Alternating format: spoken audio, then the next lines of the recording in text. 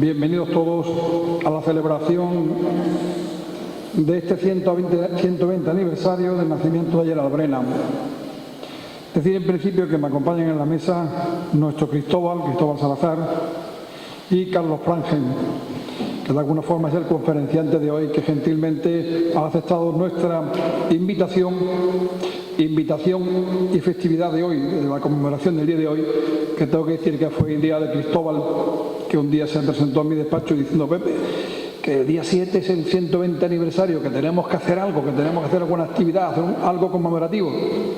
Cristóbal, ¿qué propones? Hombre, si viniera Carlos a una conferencia sería ideal, tal. Tengo que decir que Carlos, desde el primer momento que nos pusimos en contacto con él, aceptó sin ningún tipo de problema. Y además tengo que decir también, agradecerle que esté dispuesto a colaborar con nosotros en todo lo que sean proyectos de aquí, de la Casa de Brennan. Lo último que hablé yo con él hace unos días fue en que nosotros seguimos manteniendo la idea de recrear un espacio dentro de la casa, la parte de abajo, que sea como la cocina, similar a la cocina que Brennan utilizaba en este espacio. Y él gentilmente me dice: Pepe, yo si hace falta fotografías, recuerdos y tal, yo los pongo a vuestra disposición, porque tengo que reconocer que la casa de Brennan en Churriana es la creme de la creme, comparativa con otras casas que hay en otros puntos donde Brennan tuvo vinculación. Por lo tanto, agradezco tanto a Cristóbal como a Carlos la gentileza tanto de tener la idea y de proponer a Carlos como a Carlos aceptar esta invitación. Como habéis podido comprobar, la Casa de Brennan sigue teniendo la exposición de pintores del siglo XX. Está siendo muy visitada en el día de hoy, que se ha hecho una jornada de puertas abiertas. Esta mañana hemos tenido la visita de 2 colegios, 80 niños, y durante el transcurso de la tarde han pasado ya más de 70 personas por la casa, aparte de vosotros, ¿no? Por lo tanto, yo creo que es interesante seguir apostando por este proyecto. Nosotros lo vamos a hacer. Y agradecemos siempre la colaboración de entidades, otras personas que a título individual colaboren con nosotros. Yo dejo la palabra a Cristóbal, que de alguna forma va a hacer la presentación de Carlos, y después ya el resto de la conferencia. Muchas gracias a todos.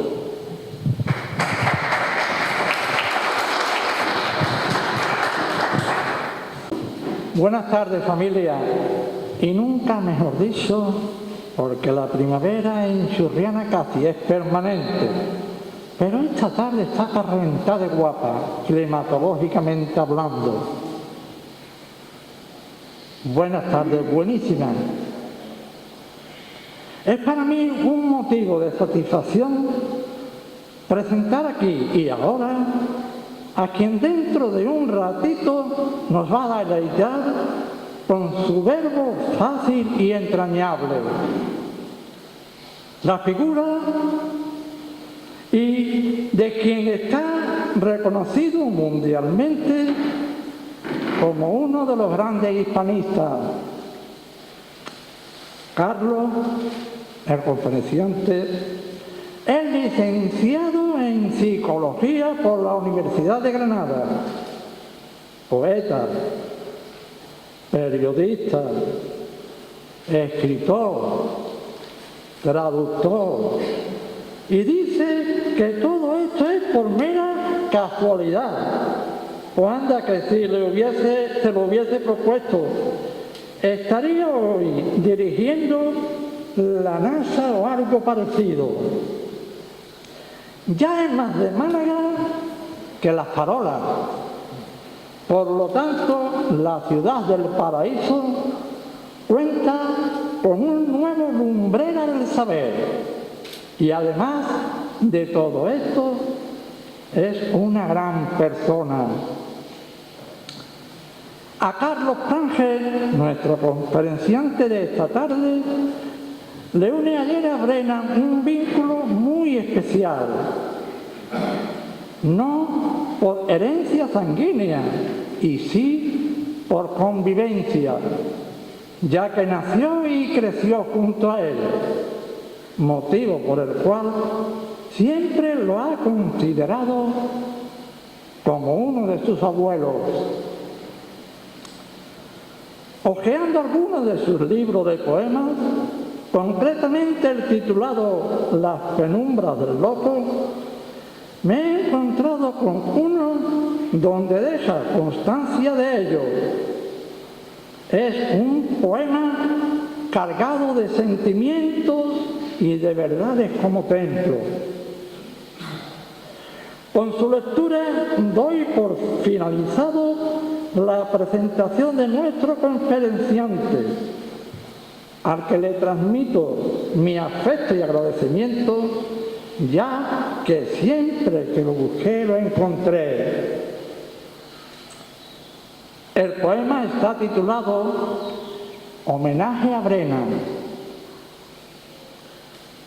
Brennan murió junto a un epígrafe, la soledad. Se hizo viento, brisa del sur en una ventana, tejiendo recuerdos sobre montañas. Gerald, zumo de ceniza entre memorias borrosas, miles de lecturas olvidadas, relatos de una aldea lejana, escritor de tiempos y genocidio en España. Aquella mecedora en un rincón de mi niñez balanceaba el paso del tiempo, se acercaba el final. Aquel regazo de abuelo, sabiduría popular, cercana, lejos de oscuras cátedras,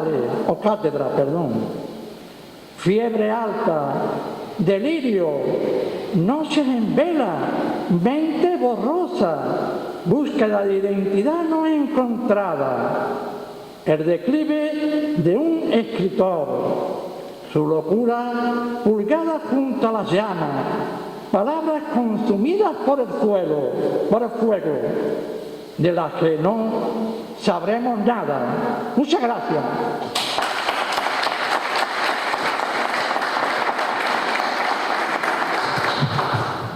Buenas tardes a todos. Cristóbal, no me presente así nunca más, por favor, porque me deja absolutamente anonadado y un poquito que me quedo sin palabras. Tiene que ser un poquito más comedido, ¿no? Anda que yo, con lo que tú me estás diciendo, este lumbrera, En fin. me dedicaré a ello. Y señor concejal, muchísimas gracias por haberme invitado y con su permiso, pues voy a comenzar a hablar. En fin, bueno, para mí es un honor, no quepo en gozo de estar aquí esta tarde con todos vosotros, en este lugar, en esta casa que tanta historia y tantas cosas ha vivido. Cada vez que vengo por aquí, cada vez de manera más habitual, empiezan a aflorar los recuerdos de mi niñez y de mi adolescencia, al abrigo en mi niñez de Gerald Brennan en persona y mi adolescencia al abrigo de sus libros. Hoy estamos aquí, estamos celebrando un cumpleaños de Gerald Brennan, que yo siempre lo reivindico, yo siempre creo que está vigente, pero muchas veces yo, pues, como lo conozco mucho y lo trabajo muchísimo, pues no estoy muy conectado con la realidad, ¿no? Y sé que a Brennan le hace falta ayuda, le hace falta medios y le hace falta sitios como esta casa, para darlo a conocer y para consolidar su figura. Yo siempre me acuerdo muchísimo de él cuando escucho las noticias, ¿no? y vemos hoy día la situación política y social de España, y me doy cuenta de qué sabio era Brennan. Estaba acordando de un almuerzo que tuvimos el otro día con nuestro querido concejal, y comentó una cosa de los problemas territoriales que tenemos ahora mismo, ¿no? Con alguna parte de España que se quieren ir y demás. Pues Brennan ya hablaba de todos esos temas en sus libros, ya plasmaba, ya anticipaba todo lo que está ocurriendo, lo cual demuestra que era un hombre de una intuición, de una sabiduría, de una capacidad lectora, de un conocimiento que pocas veces se ha conocido. Yo creo que Brennan fue sin duda el hispanista más importante y de más repercusión en el siglo XX, ¿no? Y es extraño, o los que no conozcan el lugar, que Brennan tenga una asociación un vínculo tan fuerte con Churriana. Yo muchas veces hago el paralelismo que Brennan, sabéis que en 1934 se vino a vivir a Churriana y venía al sur de Granada y se ha instalado y vino a instalarse al oeste de Málaga, ¿no? Churriana es uno de esos lugares que a simple vista pues se desconocen. Churriana es uno de esos lugares de historia viva que aún está por descubrir. Yo sé que aquí hay gente como Cristóbal, como Jesús Manuel Castillo, que están poniendo en liza, están dándole valor a la historia cultural y literaria de Churriana, ¿no? Pero esta casa es un referente, esta casa es una referencia histórica. Esta casa, no os podéis imaginar la importancia que alberga. Esta casa forma ese triángulo tan maravilloso con la Cónsula y con la finca del Carambunco. Es Churriana. Y luego hay una cuarta finca que está todavía por investigar, que es la finca de Buenavista, que perteneció a un tío mío, a Freddy, por el que pasaron importantes poetas norteamericanos a comienzos y finales de los 50. Entonces aquí hay muchísimo terreno para investigar y para descubrir. Como he dicho antes, Gerald Brennan llegó aquí en 1934, al sur de Granada, al oeste de Málaga, y hay una pregunta recurrente que todos me dicen, ¿no? ¿Y por qué? ¿Por qué se vino a Churriana? Hoy día vemos a muchos malagueños que se vienen a vivir aquí. ¿Por qué? Pues son cosas muy sencillas. Una vida tranquila, una intensa vida social. Pues la Churriana de Brennan era un pueblo, una pedanía o una parte de Málaga, yo siempre la he considerado una parte de Málaga, con una intensísima vida social, y porque también Brennan tenía cerca su banco en Gibraltar. O sea que son razones algo prosaicas para venir a instalarse aquí, pero que con el tiempo Churriana se convirtió en una parte, digamos que esencial de Gerald Brennan. Poca gente sabe que, por ejemplo, su gran obra o su gran clásico, que es Al sur de Granada, ese libro tan maravilloso sobre su vida en esa pequeña aldea en Jaén en los años 20, se escribió aquí. Posiblemente se escribiera aquí, en esta habitación, o en el torreón ahí arriba. Brennan escribió los mejores libros, sus mejores años de escritor, los pasó aquí. Y eso hay que reivindicar. Eso hay que reivindicar. Y eso se puede reivindicar. Al sur de Granada se escribió en Churriana a partir de notas que él tomó y de conversaciones con la gente de su servicio. Y eso a mí me parece una parte esencial para reivindicar la importancia de este lugar. Pero es que además de Brennan, yo también tengo cierta vinculación con este pueblo. Es una vinculación también bastante curiosa. Y a ver, lo voy a comentar porque tampoco lo tenemos muy documentado. Cristóbal está hablando con mi padre hoy y le está preguntando. La tía de mi padre, o sea, mi tía abuela Margarita, compró una casa en Churriana a finales de los años 40. Se llamaba Margarita Kessler, de familia originariamente de Austria. Le compró la casa a un tal sueco que le decían Don Lorenzo, que tenía bastantes tierras por lo visto. Y se construyó una casa, y esa casa, que lo tengo aquí apuntado, se la construyó un tal Juan Blanco. Ya fallecido, ¿no? Entonces es curioso cómo los hilos del azar nos van conduciendo. Y yo estoy aquí esta tarde hablando con vosotros, y una tía abuela mía construyó una casa, un cortijo aquí en Churriana, y eso fue uno de los motivos por el que apareció mi padre por aquí, que es uno de los personajes de la historia. Y el segundo personaje importante fue mi madre, gran seguidora de San Juan de la Cruz, que estaba de viaje por España, y se enteró de que uno de los grandes expertos, porque Brennan, entre otras muchas cosas, fue de los primeros que divulgó con seriedad y con rigor las figuras de San Juan y Santa Teresa en Inglaterra, o sea, los dotó de valor. Había habido estudiosos anteriores, pero no con la profundidad de Brennan. Entonces mi madre vino aquí, a Churriana, a visitar a ese experto en San Juan de la Cruz. Y ahí ya pues las historias empiezan a entrecruzarse. Al poco de venir mi madre, Gamel Woolsey, enferma gravemente de cáncer y muere. Y Brennan le propone a mi madre que trabaje con él. Tu madre, Carlos, era bellísima. Eso dicen. Elegantísima. Eso dicen. Y muy culta. Muy culta, sin duda. Algo te habrá dejado ver el más allá. Yo me queda poco. Ya está. Me ha dejado, desgraciadamente, ¿no? Permítame que le diga, más o menos con 27 años por ahí, como la Maribel Verdú, la artista esa, vestido largo hasta abajo, un encanto de mujer. Por permiso de trabajar.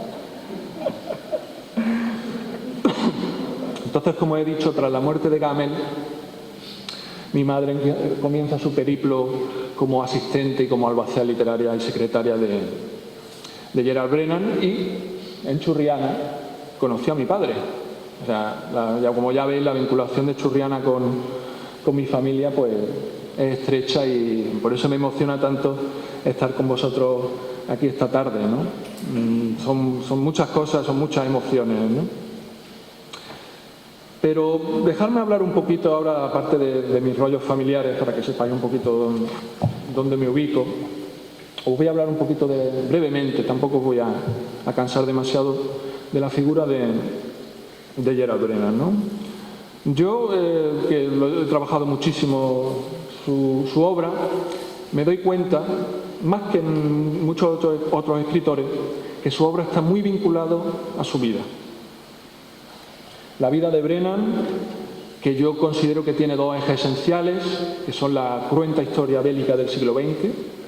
Brennan vivió de primera mano la Primera Guerra Mundial, la Guerra Civil Española y la Segunda Guerra Mundial. Ese es el primer eje. Y el segundo eje es su descubrimiento de España. Y cuando digo a España me refiero a Andalucía. Brennan, que siempre fue muy inglés, se sintió en Andalucía como en su casa, se sintió como un hijo adoptivo. Como he dicho antes, su primera llegada a España fue tras su periplo en la Primera Guerra Mundial, en las trincheras de Francia, que por cierto la semana que viene publicamos en la editorial Confluencia los diarios que escribió Brennan durante esa época. Tras su experiencia en la Primera Guerra Mundial, llega a España buscando tranquilidad, buscando un país económico en el que vivir y buscando también formarse. Brennan, a pesar de ser de clase social alta, no fue nunca a la universidad, y eso siempre le acomplejó bastante, aunque no debiera sentirse acomplejado. Es más, por ejemplo, hay una anécdota muy famosa de Brennan, que es poco antes de volver a Málaga, tras ya concluida la Guerra Civil, que por cierto ahí hubo unos movimientos bastante peculiares, porque Brennan, como bien sabéis, abrazó durante un tiempo la causa republicana y dio algunas conferencias e intentó un poco decantarse por esa causa, ¿no? Tampoco de una manera muy activa, porque su ideología era más liberal, inglesa, era de otro corte. Pero para volver a Churriana, para poder volver a Málaga, hubo un encuentro con el embajador de Londres, de Brennan y de otro amigo suyo, donde se pactó que Brennan iba a estarse tranquilo, que iba a estarse no callado, sino simplemente que si quería volver a España y estar viviendo en paz, pues que debía mantener la calma. Y Brennan sacrificaba cualquier cosa por España. No solo eso, es que poco antes también de venir a España le ofrecieron una cátedra. Le ofrecieron una cátedra en Cambridge, o más que ofrecerle, le propusieron que querían nombrarlo candidato. Y también renunció, dijo no, yo me vuelvo a España, que es donde tengo que estar, que es con la gente con la que quiero estar y a la que quiero y admiro. La obra de Brennan, seguramente la conocéis todos bastante bien, es de una riqueza extraordinaria, haciendo referencia a la política, que él ya anticipaba mucho de lo que está ocurriendo hoy día, ya habló largo y tendido sobre ello. Historia, sociología, la antropología del sur de Granada, hizo una recopilación de coplas populares, escribió poesía, en fin, todos los palos los tocó Brennan en su carrera literaria. Pero hay un aspecto de Brennan que a mí siempre me ha llamado muchísimo la atención.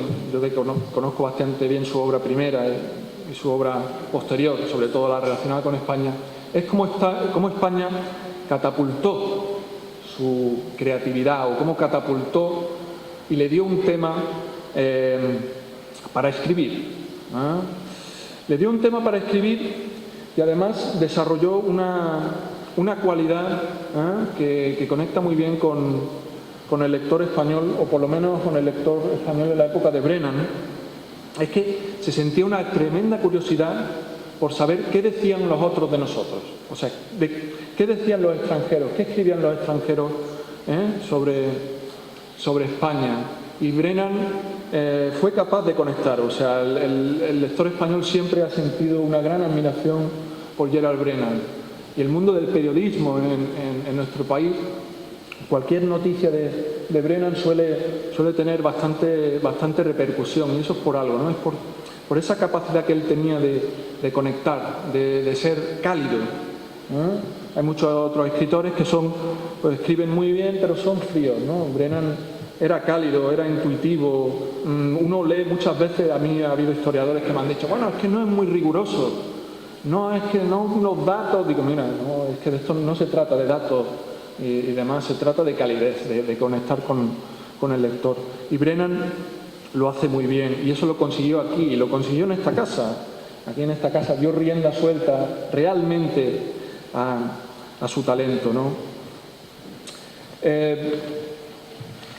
Esta casa, la casa de los Heredia, como bien sabéis, Brennan se la compró a Carlos Croque Larios, ¿vale?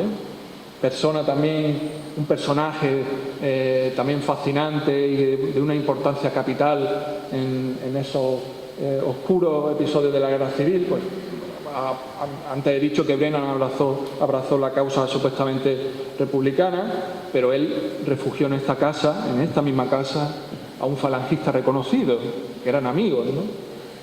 Entonces, como digo siempre de Brennan, los matices de Brennan son siempre complicados de aferrar. Es muy complicado en este país, que ya sé que estamos muy acostumbrados al blanco o negro, al todo o nada, a clasificar y a etiquetar a Gerald Brennan, que es también parte de su riqueza y de la fascinación que me provoca a mí, por ejemplo, ¿no? Como he dicho antes, esta casa formó un eje esencial con la Cónsula y el Carambuco, y también os he hablado de la intensa vida social que tenía lugar entre estas paredes y prácticamente creo que en toda la Costa del Sol. Y como he dicho, también es una tarea que, como he mencionado, Cristóbal trabaja en ella y hay mucha gente, pero que todavía queda muchísimo trabajo por hacer. Y quizá en un futuro, si las autoridades lo creen conveniente, pues este sitio podría convertirse en un centro que catapulte esos trabajos, no solo literarios, sino también históricos, filosóficos, sociológicos y económicos. La Costa del Sol también es Brennan, es riqueza, es diversidad, son muchas cosas, y eso hace falta quizá primero un núcleo y tomar a Brennan como pretexto para trabajar, sobre todo trabajar, porque Brennan era un trabajador incansable, era capaz de leer 8 horas seguidas, lo hacía en las trincheras de la Primera Guerra Mundial con obuses cayendo a su alrededor. Leía y sentía curiosidad y observaba, y todo lo que observaba lo anotaba y lo analizaba, ¿no? Un ejemplo a seguir. Por esta casa no solo estuvo Brennan, Cristóbal, como tú sabes bien. Aquí yo tengo una lista tremenda de personalidades del mundo, sobre todo anglosajón, ¿no? Aunque del mundo español, pues sí, estaban los Baroja. Creo que también estuvo por aquí Carmen Laforet, la novelista. Pero en el mundo anglosajón tenemos al crítico Cyril Connolly, al filósofo Bertrand Russell, tenemos a los actores, a Laurence Olivier, Honor Tracy, Vivian Leigh, Richard Hughes, Orson Welles, que estuvo en La Cónsula, David Niven, Anthony Powell, Ernest Hemingway, del que ya hablaré ahora en un momentito. Y esto es solo una pequeña lista. Hace poco han publicado un libro de Paul Bowles, y resulta que es una recopilación de artículos, y hay un artículo dedicado a una visita que hizo a esta casa, de la que nadie sabíamos que existía, o sea, no sabíamos que existía ese artículo, ¿no? Entonces van aflorando cada vez más y se va investigando pues las correspondencias, los textos de estos autores, y van aflorando cosas, y van apareciendo de repente pues una carta sobre su estancia en la casa de Brennan en Churriana, etcétera, etcétera, ¿no? Entonces, claro, esto es pues una mina, esto es una mina de oro. De estos personajes hay uno del que yo siempre me gusta muchísimo hablar, que es el Ernest Hemingway, el poeta, escritor, premio Nobel y americano proteico, como dice un buen amigo mío. Y es que Ernest Hemingway y Gerald Brennan resulta que tienen ciertos paralelismos, aunque eran unas personas totalmente opuestas, resulta que tienen muchísimas cosas en común, ¿no? Tuvieron una infancia parecida, los dos fueron veteranos de guerra, los dos comenzaron escribiendo poesía. Por cierto, aunque de Brennan se conoce poco, también estoy preparando un pequeño libro que recopila las poesías de Brennan, que vamos a publicar lo vamos a presentar en la Feria del Libro de Málaga. Entonces Brennan y Hemingway pues resulta que tenían bastantes cosas en común y se admiraban mutuamente como escritores. El problema fue cuando se conocieron en persona. El primer encuentro tuvo lugar en La Cónsula, fue un almuerzo con los Davis, otros personajes de leyenda prácticamente, los Davis, ¿no? Que también por su bendita Cónsula, que hoy es una magnífica escuela de hostelería, también pasaron infinidad de gente importantísima, ¿no? Y fue ese verano que pasó Hemingway, ese último verano de Hemingway como persona, entre comillas, porque a partir de ese verano ya entró en su declive. Y fue en ese último verano cuando Hemingway quería hacer ese recorrido, ¿no? por todas las ferias taurinas, ¿no? Porque amaba con toda su alma ese espectáculo de los toros, que hay que decir que yo, hasta no haber leído a Hemingway, también era un poco reacio. Pero desde que leía a don Ernesto ya me empiezo a comprender un poquito más el mundo de la tauromaquia. Como he dicho, se encontraron en ese jardín de La Cónsula, se sirvió un almuerzo. La cosa no fue muy bien, pero Brennan, como buen inglés educado, quiso corresponder con otro almuerzo aquí, que aconteció en estos jardines que tenéis aquí. Y yo tengo dos fotos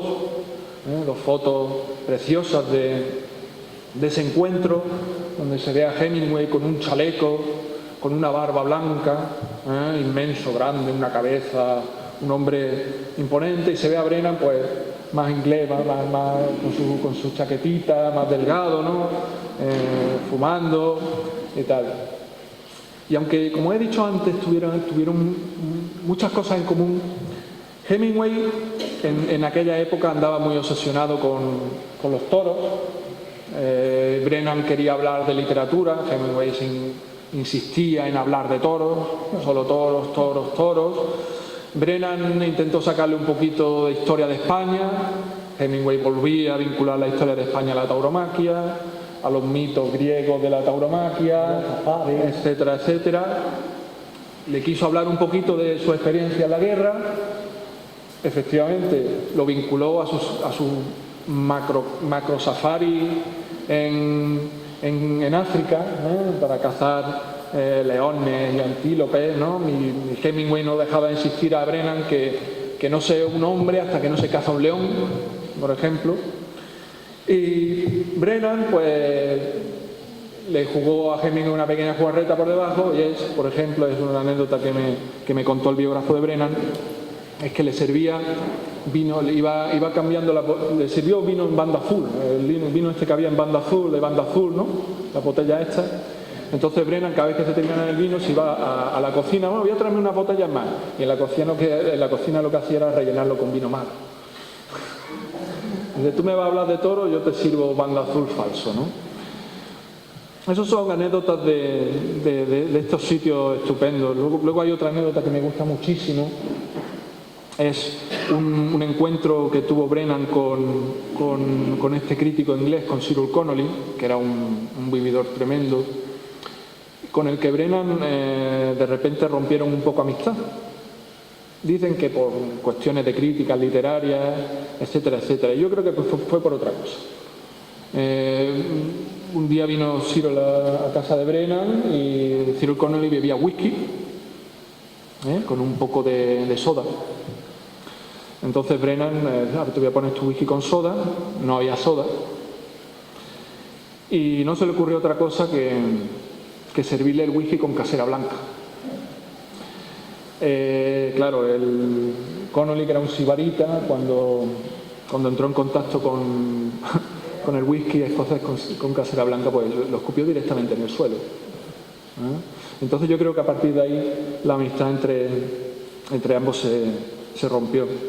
Como he dicho antes, es una época esplendorosa, es una época que desgraciadamente no volverá y a la que tenemos que honrar, tenemos que intentar recordar, tenemos que poner en valor. Hay cosas estupendas, por ejemplo, otra anécdota que me contaba mi madre, que le había contado Brennan, es que vino un grupo de ingleses a visitarlo, porque claro, aquí las visitas eran como en el siglo XVII y XVIII. Vengo de visita, pero es que se pueden quedar un mes.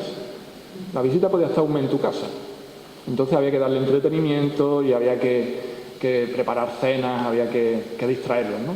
Entonces en una de esas macro visitas, que vinieron 6 o 7 personas, entre ellos Cyril Connolly y varios autores más, Brennan quiso llevarlos a Antequera a ver el Torcal. Claro, en esa época era muy difícil alquilar un microbús. Hoy día coges el teléfono y llamas a Málaga y había microbuses, autobuses, lo que tú quieras. Entonces había un problema de transporte. Y Brennan, que era muy ingenioso, y creo que en convivencia con uno de los camioneros del pueblo, le alquiló el camión y en el volquete pusieron sofás. Cosas que en aquella época pues se permitían, no había tanto... Hoy día es impensable.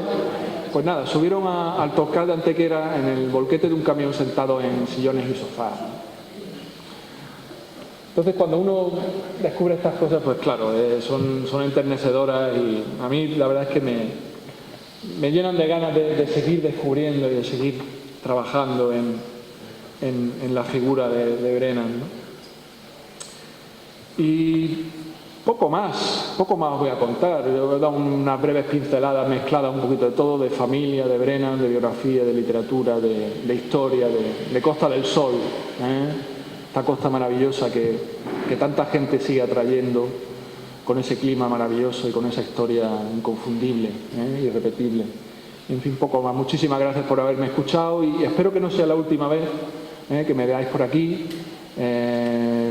Como le he dicho varias veces a nuestro querido concejal, yo lo que pueda ayudar, esto si queréis dinamizarlo, pues aquí hay que poner recursos, vosotros planificáis, vosotros veis lo que podéis hacer y aquí estoy para lo que necesitáis, ¿vale?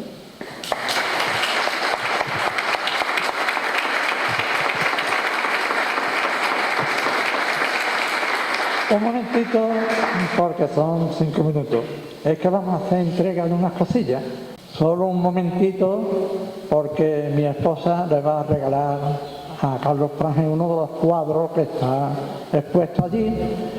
Y luego a nuestro máximo representante municipal 3 cositas para que se quede en la casa de Brennan como testimonio del día que estamos viviendo hoy.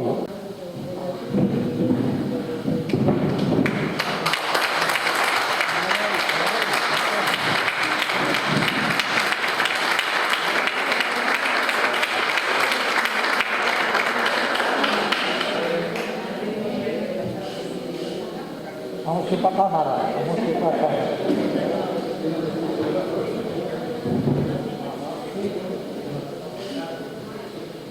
Ahora un recuerdo mío, un poema y otro que es una composición digital por motivo de este día, pero ya para nuestro junta de distrito, pero pues, si es posible para que perpetúe este día en la casa de Brennan.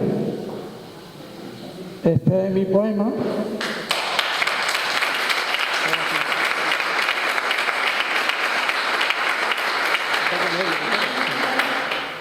Ahora, este es de mi esposa, la artista Pepa González, su nombre artístico.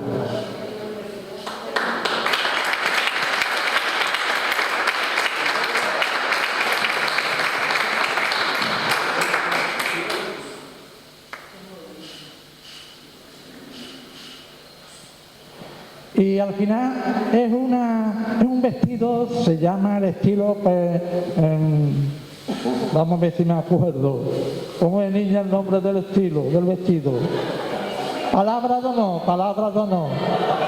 Y además, el vestido es en tela, eso es pequeñito, pero hay un detalle que es que en un cuadro van los patrones de donde se han servido ella y una compañera de Málaga para hacer el vestido. Este es los patrones y tal y como queda vestido con una imagen de Brennan.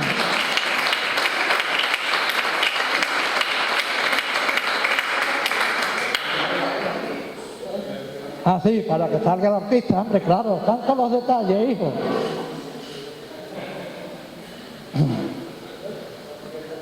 Pues así está el tema. Bueno, muchas gracias, Cristóbal. Muchas gracias a esta artista que de alguna forma, tanto ella como Cristóbal, comparten un rincón especial de la casa de Brennan, ¿no?